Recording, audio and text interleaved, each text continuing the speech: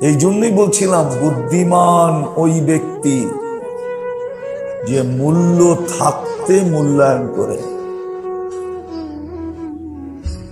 বুদ্ধিমান ওই যুবক মূল্য থাকতে, যৌবনের মূল্য থাকতে যে যৌবনের মূল্যায়ন করে। বুদ্ধিমান ওই নারী নারীত্ব থাকতে যে নিজের মূল্যায়ন করে। ঠিক এরকম পুরুষত্ব থাকতে যে পুরুষের মূল্যায়ন করে সে বুদ্ধিমান। আল্লাহ রসুল বলছে আল কাইয়িস বুদ্ধিমান। আল কাইয়িস বুদ্ধিমান ওই ব্যক্তি যে মূল্য থাকতে মূল্যায়ন করে। নাইলে কিন্তু মূল্যায়ন করতে চাবো কিন্তু কোনো মূল্য হবে না,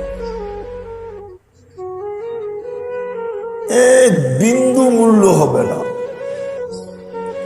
তাকায়ও দেখবেন না, তাকায়ও দেখবেন না। এই জন্য মেরে বস্তু বুদ্ধিমানের পরিচয় দেন। জীবনটা কিন্তু ছোট, বুদ্ধিমানের পরিচয় দেন।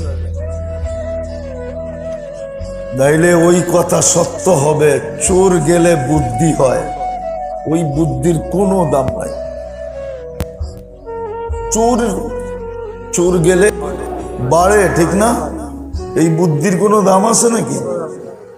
চুরি তো হয়েই গেছে, এখন বুদ্ধি বাড়লেই কি কমলেই কি আর না হইলেই কি, চুরি তো হয়ে গেছে। বুদ্ধি আপনার বাড়বে, আমার বাড়বে।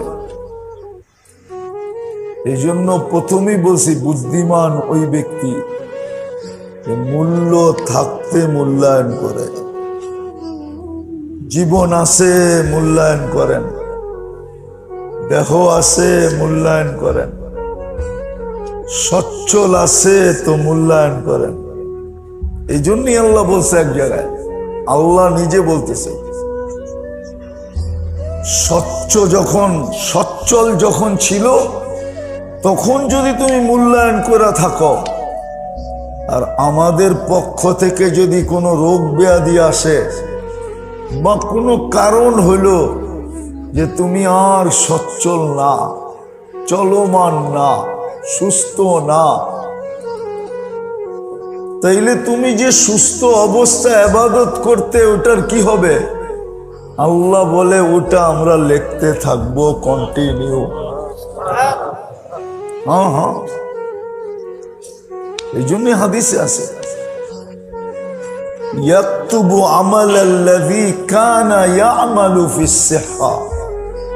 সুস্থ অবস্থায় যে আমলগুলা করত, অসুস্থ অবস্থায় না করার কারণে সে বঞ্চিত হবে না। আল্লাহর ইনসাফ এটা না, আল্লাহ ইনসাফ দেখাইতেছে। অসুস্থতার কারণে